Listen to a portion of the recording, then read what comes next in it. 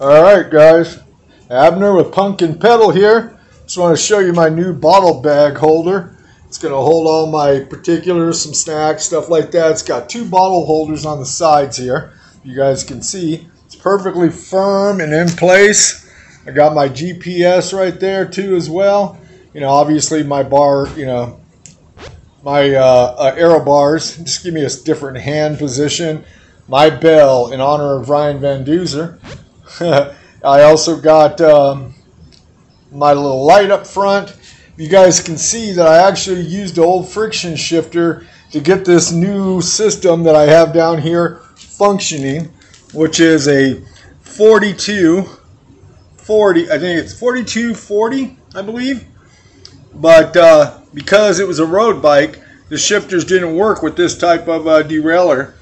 Derailleur has a clutch on it. I have to put an extender on there.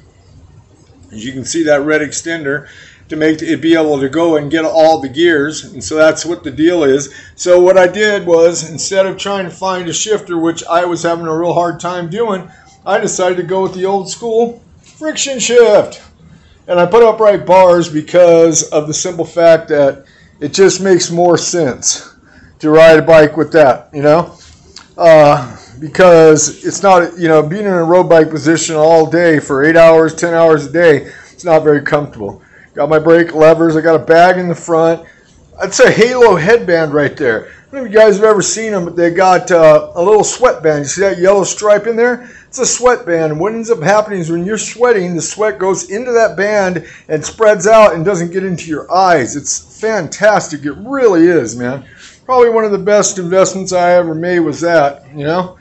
I'm working right now on putting in my new rack, which is going to be on pretty quickly. Got my new seat there, an EC90 racing saddle type deal. But the thing is, a lot of people think that those kinds of saddles are basically not as comfortable as like a big cushy squishy saddle. But that's just not true, not for long distance rides. You want the least amount of friction. And a hard saddle, once your body gets used to it, is actually a lot better. It actually functions very well. So just, you know, keep that in mind when you start looking for saddles. You can get those ones pretty inexpensive on Amazon, which is cool. You know, Amazon and all those companies really do make a big difference, you know. These are Suave tires, the Marathon Plus. These things are supposed to be the most puncture resistant one out there.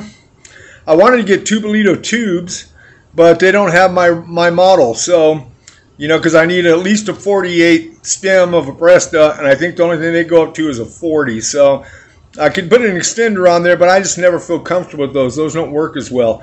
Now, this was my Jimmy rigged wrap for bottles on the side here, because I was out on the road and noticed it wasn't working right. So I had to put some tape on it, but I'm going to fix all that too before I roll out on Thursday. So there you go, guys. You know, like I said, I got a few other things I'm doing. There's my rack over here sitting on the ground. I don't know if you guys can see it. Got my rack. There's one of those big cushy seats you guys might be thinking about. They just are not the way to roll, guys. I promise you. I promise you that. Okay, and I'll start showing you the things I put on as time goes on, okay? All right, guys.